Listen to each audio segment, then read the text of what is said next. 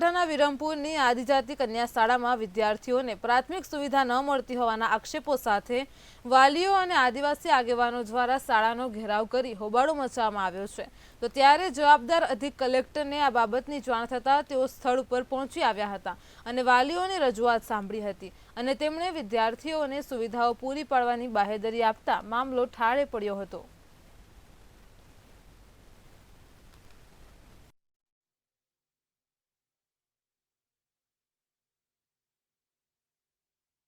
કન્યા સાક્ષરતા નિવાસી જે શાળા ચાલે છે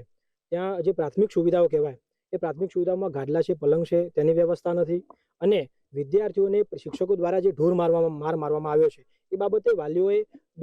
એક વાર નહીં બે વાર નહીં પણ ત્રણ વાર રજૂઆતો કરી છે। એમ છતાં એમનું કોઈ પણ પ્રકારનું નિરાકરણ આવેલું નહોતું, જેથી આજે વાલીઓને સાથે રાખી સ્કૂલનો ઘેરાવ કરવામાં આવ્યો હતો અને ઘેરાવ બાદ ડેપ્યુટી કલેક્ટર એટલે કે પ્રાયોજના જે અધિકારી છે એ પોતે અહીંયા આવ્યા, એમને આશ્વાસન આપ્યું છે કે તમારા જે પણ સમસ્યાઓ છે એનું 7 દિવસની અંદર અમે તાત્કાલિક ધોરણે નિરાકરણ લાવશું। ફેસિલિટીઓ બાળકોને આપણે આપીએ છીએ। સરકાર ખૂબ જ પ્રયત્નશીલ છે કે બધી ફેસિલિટીઓ આપણને આપી રહી છે, પરંતુ ખોટી એવી બાબતોથી વાલીઓને વાત કરીને તદ્દન અર્થવિહોણી બાબતો કે જે બાળકો પણ સ્વીકારવા તૈયાર નથી એવી બાબતોની રજૂઆતો અહીંયા કરીને શાળાનું વાતાવરણ બગાડવામાં આવ્યું છે, જે ખૂબ જ દુઃખદાયક છે।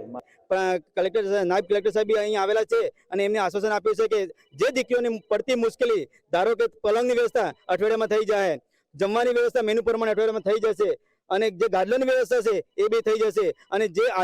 જે અહીં શાળા તરફથી જે સ્ટાફ તરફથી દીકરીઓને પરેશાન કરવામાં આવે છે, મારઝૂડ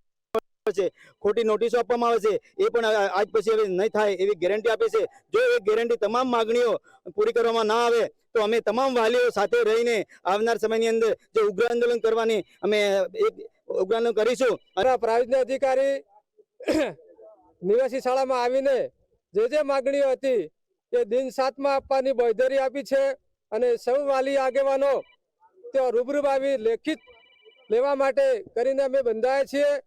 મેનુ પ્રમાણે જે તકલીફો હતી, કન્યાઓને જે ત્રાસ હતો એ બધું જ પૂરું કરવા માટે બંધાયા છે, જેથી